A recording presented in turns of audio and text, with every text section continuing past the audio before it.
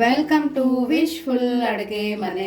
ಇವತ್ತು ಪಾಲಕ್ ಸೊಪ್ಪಿಂದ healthy recipe ಅಲ್ಲ ಪ್ರತಿಭಾ? ಹೌದು, ಯಾಕಂದರೆ ಇನ್ನೂ ಒಂದು ಸುಮಾರು ಕಮೆಂಟ್ಸು ಬಂದಿದ್ದು ಪಾಲಕ್ ರೆಸಿಪಿಯಿಂದ ಒಂದು ಸ್ವಲ್ಪ ಹೆಲ್ದಿ ರೆಸಿಪಿನ ಮಾಡಿ ತೋರಿಸಿ ಅಂತ. ತುಂಬ ದಿಢೀರಂತ ಮಾಡ್ಬೋದು, ಮಕ್ಕಳಿಗೆ ಲಂಚ್ ಬಾಕ್ಸಿಗೆ ಆಗ್ಬೋದು, ಮನೆಯಲ್ಲಿ ಹೆಲ್ದಿಯಾಗಿನೂ ಕೂಡ ಮಾಡ್ಕೊಂಡು ತಿನ್ಬೋದು. ಸೊ ಇವಾಗ ಇಲ್ಲಿನ ಪಾಲಕನ್ನು ತೊಳೆದು ಬಿಟ್ಟು ತೊಗೊಂಡಿರೋದು. ಹೌದು. ಸೊ ಇವಾಗ ಈ ಪಾಲಕನ್ನು ನಾವು ಒಂದು ಬಾಣಲೆಯಲ್ಲಿ ಹಾಕೋಬೇಕು. ನೋಡಿ, ಒಂದು ಬಾಣಲಿನ ತೊಗೊಂಡಿದ್ದೀವಿ. ಇದರೊಳಗಡೆ ಇವಾಗ ಪಾಲಕನ್ನು ಹಾಕೊಳ್ಳೋಣ. ಪಾಲಕನ್ನು ಕಟ್ ಮಾಡಿ ಹಾಕೋಬೇಕಂತೇನಿಲ್ಲ, ಇದೇ ಥರ ಹಾಕೋಬಹುದು. ಇಲ್ಲಿ ನಾನು 1 ಕಟ್ ಪಾಲಕನ್ನು ತಗೊಂಡಿದ್ದೀನಿ. ಕಟ್ಟು ಚಿಕ್ಕದಿದ್ದರೆ 2 ಕಟ್ ತಗೊಳ್ಳಿ, ಬಟ್ ನನ್ನ ಕಟ್ ತುಂಬ ದೊಡ್ಡದಿತ್ತು, ಹಾಗಾಗಿ 1 ತಗೊಂಡಿದ್ದೀನಿ. ನಿಮ್ಮ ಮನೆಯಲ್ಲಿ ಎಷ್ಟು ಜನ ಇದ್ದಾರೆ ಅದನ್ನು ನೋಡ್ಕೊಂಡು ನೀವು ಮಾಡ್ಕೋಬೋದು. ಇವಾಗ ಇದಕ್ಕೇನೆ ಬೆಳ್ಳುಳ್ಳಿನ ಹಾಕ್ಕೊಳ್ಳೋಣ. ಆಮೇಲೆ ಇಲ್ಲಿ ಈರುಳ್ಳಿನ ತಗೊಂಡಿದ್ದೀನಿ. ದಪ್ಪ ಈರುಳ್ಳಿ ಇದ್ದರೆ 2 ತಗೊಳ್ಳಿ, ಚಿಕ್ಕದಿದೆ ಅಂತ ನಾನು ಇಲ್ಲಿ 3 ತಗೊಂಡಿದ್ದೀನಿ. ಇವಾಗ ಇದಕ್ಕೇನೆ ನಾವು ಟೊಮ್ಯಾಟೊ ಕೂಡ ಹಾಕೋಬೇಕು. ಟೊಮ್ಯಾಟೊನು 1ರಲ್ಲಿ 4 ಭಾಗ ಮಾಡಿ ಹಾಕೋಬಹುದು. ತುಂಬ ಚಿಕ್ಕದೇ ಅಂಥೇಳಿ ಕಟ್ ಮಾಡಿ ಹಾಕೋಬೇಕಂತೇನಿಲ್ಲ, ಈ ಥರ ನೀವು ದಪ್ಪ ಕಟ್ ಮಾಡಿ ಕೂಡ ಹಾಕೋಬಹುದು.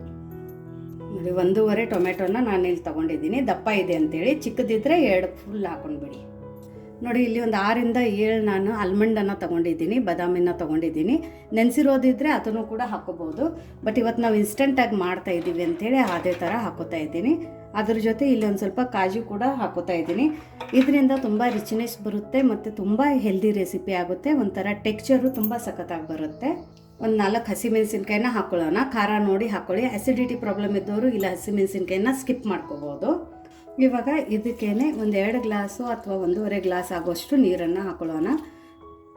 ಹಾಕೊಂಡ್ಬಿಟ್ಟು ಇವಾಗ ಲಿಡ್ಡನ್ನು ಮುಚ್ಚಿಬಿಟ್ಟು ನಾವು ಇದು ಮೀಡಿಯಂ ಫ್ಲೇಮಲ್ಲಿ ಒಂದು 3 ನಿಮಿಷ ಸ್ಟೀಮ್ ಮಾಡ್ಕೊಳ್ಳೋಣ. 3 ನಿಮಿಷ ಸಾಕಾಗುತ್ತೆ, ಜಾಸ್ತಿ ಬೇಡ. ನೋಡಿ, ಇವಾಗ 3 ನಿಮಿಷ ಆಗಿದೆ. ಸ್ಟವ್ನ ಆಫ್ ಮಾಡ್ಕೊಳ್ಳೋಣ. ಅದ್ರ ಜೊತೆ ಲಿಡ್ಡನ್ನು ಕೂಡ ತಕ್ಕೊಳ್ಳೋಣ. ಲಿಡ್ಡನ್ನು ತಗೊಂಡ ನಂತರ ಇದನ್ನೊಂದು ಸ್ವಲ್ಪ ಕೋಲ್ಡ್ ಆಗೋಕ್ಕೆ ಬಿಡಬೇಕು. ಯಾಕಂದರೆ ಇದೊಂದು ಸ್ವಲ್ಪ ಬಿಸಿ ನಾವು ಮಿಕ್ಸಿಗೆ ಹಾಕಿದರೆ ಹಾರೋ ಚಾನ್ಸಸ್ ಇರುತ್ತೆ. ಹಾಗಾಗಿಬಿಟ್ಟು ಇದು ಒಂದು ಸ್ವಲ್ಪ ಕೋಲ್ಡ್ ಆಗೋಕ್ಕೆ ಬಿಡೋಣ. ಮತ್ತು ಪಾಲಕಲ್ಲೇನು ವಾಟರ್ ಕನ್ಸಿಸ್ಟೆನ್ಸಿ ಇರೋದ್ರಿಂದ ಜಾಸ್ತಿ ನೀರು ತಗೊಂಡಿಲ್ಲ. ಅದು ನೀರು ಕೂಡ ನಾವು ವೇಸ್ಟ್ ಮಾಡದೆ ಯೂಸ್ ಮಾಡೋಣ. ಸೊ ನೋಡಿ, ಕೆಳಗಡೆ ನೀರು ಕೂಡ ನಾವು ವೇಸ್ಟ್ ಮಾಡಬಾರ್ದು. ಹಾಗಾಗಿ ಇದನ್ನು ಒಂದು ಸರ್ತಿ ನಾವೆಲ್ಲ ಬಸ್ಕೊಳ್ಳೋಣ. ನೋಡಿ, ಇಲ್ಲೊಂದು ಜಡಿನ ತೊಗೊಂಡಿದ್ದೀನಿ, ಕೆಳಗಡೆ ಒಂದು ಬಾಣಲಿ ಇಟ್ಟಿದ್ದೀನಿ. ಇವಾಗ ನಾವು ಇದೆಲ್ಲನೂ ಸೋಸ್ಕೋಬೇಕು ಈ ಥರ. ಸೊ ನೋಡಿ, ಈ ಕೆಳಗಡೆ ನೀರು ಕೂಡ ನಾವು ಯೂಸ್ ಮಾಡ್ತಾ ಇದ್ದೀವಿ, ಹಾಗಾಗಿ ಕ್ಲೀನ್ ಇರೋ ಬಾಣಲಿನೇ ತೊಗೊಳ್ಳಿ. ಇವಾಗ ಇದೇನು ನಾವು ಡ್ರೈನ್ ಮಾಡ್ಕೊಂಡಿದ್ವಲ್ಲ, ಇದನ್ನು ನಾವು ಮಿಕ್ಸಿಗೆ ಹಾಕ್ಕೊಂಡು ರುಬ್ಕೊಂಡು ಬರಬೇಕು. ಅದಕ್ಕಿಂತ ಮುಂಚೆ ಇದೊಂದು ಸ್ವಲ್ಪ ನಾವು ಆರಿಸ್ಕೋಬೇಕು. ನೋಡಿ, ಇವಾಗ ಇಲ್ಲೊಂದು ಮಿಕ್ಸಿ ಜಾರನ್ನು ತೊಗೊಂಡಿರೋದು, ಅದರೊಳಗಡೆ ನಾನು 1 ಸ್ಪೂನಷ್ಟು ಧನಿಯಾನ ಹಾಕೋತಾ ಇದ್ದೀನಿ. ಅಕಸ್ಮಾತ್ ನಿಮ್ಮ ಹತ್ರ ಧನಿಯಾ ಪುಡಿ ಇದ್ದರೆ ನೀವು ಧನಿಯಾ ಪುಡಿ ಕೂಡ ಯೂಸ್ ಮಾಡ್ಕೋಬೋದು. ಇವಾಗ ಇದಕ್ಕೇನೆ ನಾವು ಪಾಲಕ್ಕೆಲ್ಲ ಏನು ಕುದಿಸ್ಕೊಂಡು ಇಟ್ಕೊಂಡಿದ್ವಲ್ಲ, ಆ ಪಾಲಕನ್ನು ಎಲ್ಲ ಇದ್ರೊಳಗಡೆ ಇವಾಗ ಹಾಕೋತಾ ಇದ್ದೀನಿ. ಸೊ ನೋಡಿ, ಎಲ್ಲದೂ ಇವಾಗ ನಾನು ಹಾಕ್ಕೊಂಡಿದ್ದೀನಿ. ಸೊ ಇವಾಗ ಇದು ನೀರು ಹಾಕದೆ ತರಿಯಾಗಿ ರುಬ್ಕೊಂಡು ಬರಬೇಕು. ತುಂಬ ಫೈನಾಗಿರಬಾರ್ದು, ತುಂಬ ತರಿಯಾಗಿನೂ ಇರಬಾರ್ದು. ಮೀಡಿಯಮ್ ಆಗಿ ಇದನ್ನು ನಾವು ನೀರು ಹಾಕದೆ ರುಬ್ಕೊಂಡು ಬರೋಣ. ನೋಡಿ, ಈ ಥರ ರುಬ್ಕೊಂಡು ಬಂದಿರೋದು, ತುಂಬ ಫೈನಾಗಿಲ್ಲ, ಸ್ವಲ್ಪ ತರಿಯಾಗಿ ರುಬ್ಕೊಂಡು ಬಂದಿರೋದು. ಇವಾಗ ನಾವು ಏನು ಮಾಡೋಣ ಅಂದರೆ, ಇದ್ರ ಒಳಗಡೆ ನಾವೇನು ಕುದಿಸಿರೋದು ನೀರು ತಗೊಂಡು ಇಟ್ಕೊಂಡಿದ್ವಲ್ಲ ಪಾಲಕಲ್ಲಿದ್ದು, ಆ ನೀರು ಕೂಡ ಇದಕ್ಕೇನೆ ಸೇರಿಸ್ಕೊಂಡು ಬಿಡೋಣ. ಯಾಕಂದರೆ ಇದರಲ್ಲಿ ತುಂಬ ನ್ಯೂಟ್ರಿಷನ್ ಇರೋದ್ರಿಂದ ನಾವು ಇದ್ರ ಒಳಗಡೆ ನೀರನ್ನು ವೇಸ್ಟ್ ಮಾಡ್ಕೋಬಾರ್ದು. ಅದಕ್ಕೇ ಪಾಲಕಲ್ಲಿ ನೀರು ಹಾಕದೆ ರುಬ್ಕೊಂಡು ಬನ್ನಿ ಅಂತ ಹೇಳಿದ್ದೆ ನಾನು.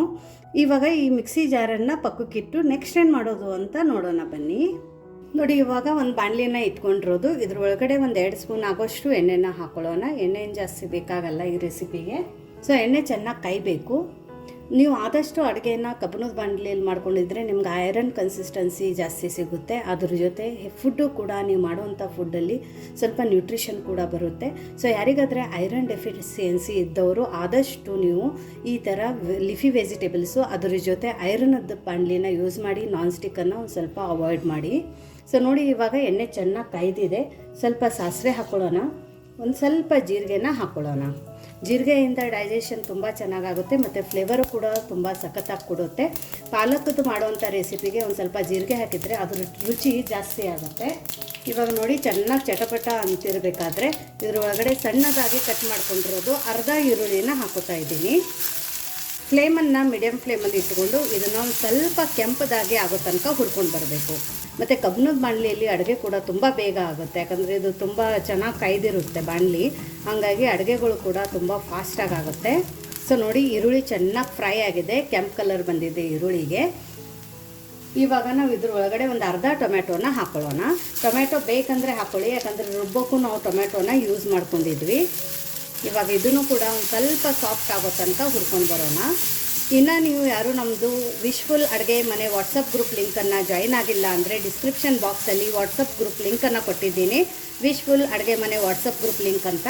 ಆ ಲಿಂಕ್ ಮೇಲೆ ನೀವು ಕ್ಲಿಕ್ ಮಾಡಿದರೆ ಸಾಕು, ನೀವು ನಮ್ಮ ಜೊತೆ ಕನೆಕ್ಟ್ ಆಗ್ತೀರಾ. ನಮ್ಮ ಜೊತೆ ಕನೆಕ್ಟ್ ಆದರೆ ನಿಮ್ಗೆ ಏನೇ ಕ್ವೆರೀಸ್ ಇದ್ದರೆ, ಏನೇ ಟಿಪ್ಸು ಅಥವಾ ಏನೇ ಒಂದು ಸಜೆಷನು ಕೇಳಬೇಕು ಅಥವಾ ಹೇಳಬೇಕು ಅಂದರೆ ನೀವು ಅಲ್ಲಿ ನಮ್ಮ ಜೊತೆ ಕಮ್ಯುನಿಕೇಟ್ ಮಾಡ್ಬೋದು. ಸೊ ಹಾಗಾಗಿ ಅಲ್ಲಿ ನಾನು ಕೆಳಗಡೆ ವಾಟ್ಸಪ್ ಗ್ರೂಪ್ ಲಿಂಕನ್ನು ಕೂಡ ಶೇರ್ ಮಾಡಿದ್ದೀನಿ. ಸೊ ನೋಡಿ, ಇದು ತುಂಬ ಚೆನ್ನಾಗಿ ಇವಾಗ ಫ್ರೈ ಆಗಿದೆ. ಫ್ಲೇಮನ್ನು ಲೋ ಫ್ಲೇಮಲ್ಲಿ ಮಾಡ್ಕೊಳ್ಳೋಣ. ಲೋ ಫ್ಲೇಮಲ್ಲಿ ಮಾಡಿಕೊಂಡು ಇದ್ರ ಒಳಗಡೆ ಯಾವ್ಯಾವ ಮಸಾಲೆಗಳನ್ನ ಹಾಕೋಬೇಕು ಅಂತ ನೋಡೋಣ.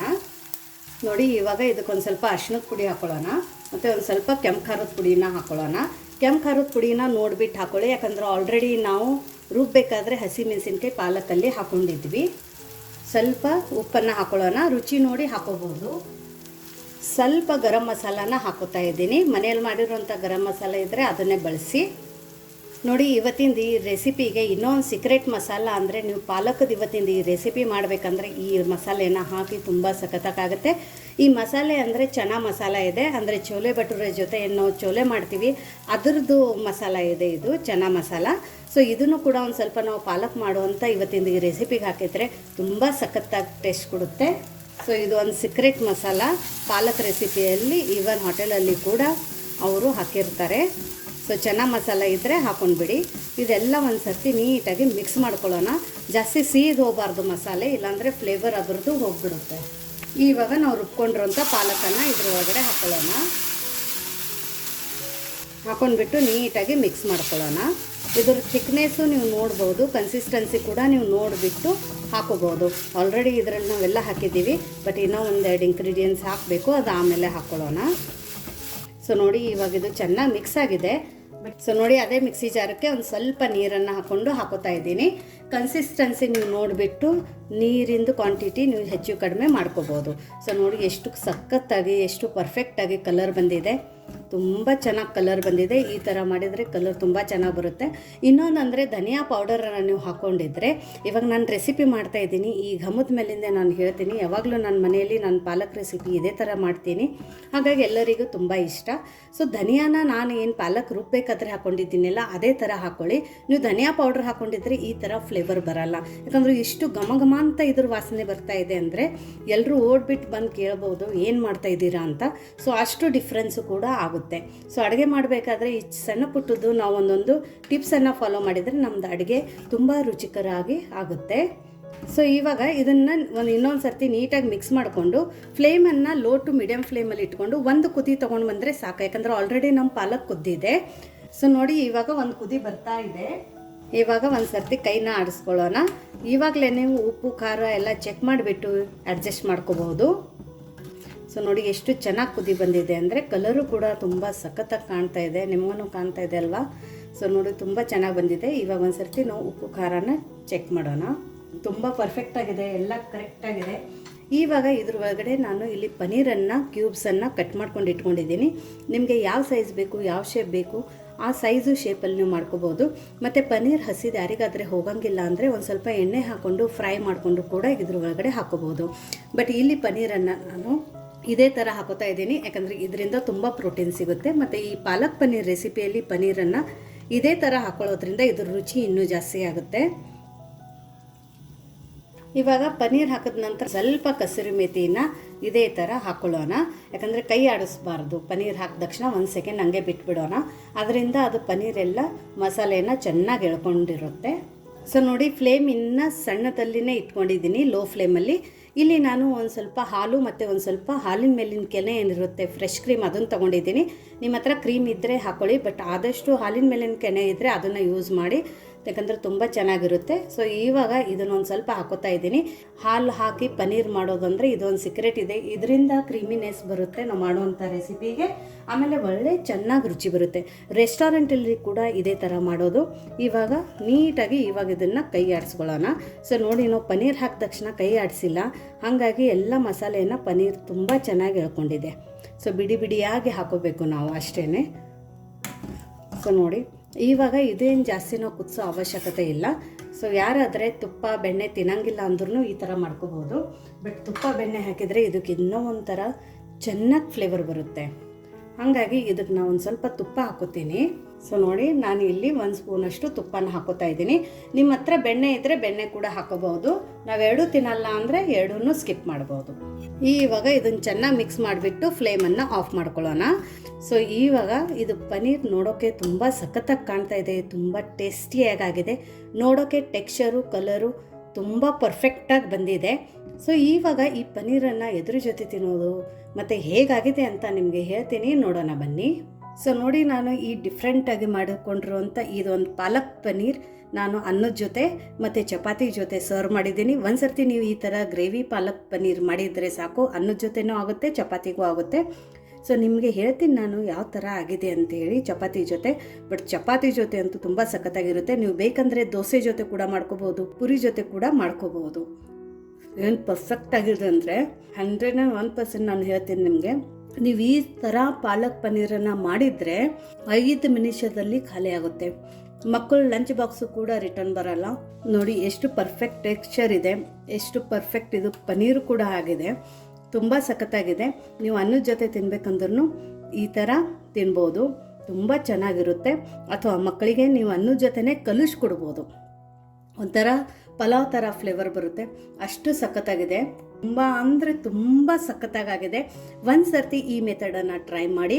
ಸೊ ಇವತ್ತಿನ ಈ ರೆಸಿಪಿ ನಿಮಗೆ ಹೇಗೆ ಅನ್ನಿಸ್ತು ಅಂತ ಕಮೆಂಟ್ ಮೂಲಕ ತಿಳಿಸೋದನ್ನು ಮರಿಬೇಡಿ. ಇನ್ನೂ ನೀವು ನಮ್ಮ ಚಾನೆಲ್ನ ಲೈಕ್ ಮಾಡಿಲ್ಲ ಅಂದರೆ ಲೈಕ್ ಮಾಡಿ, ಶೇರ್ ಮಾಡಿ, ಸಬ್ಸ್ಕ್ರೈಬ್ ಮಾಡಿ. ವಿಶ್ಫುಲ್ ಅಡುಗೆ ಮನೆಗೆ ಥ್ಯಾಂಕ್ ಯು.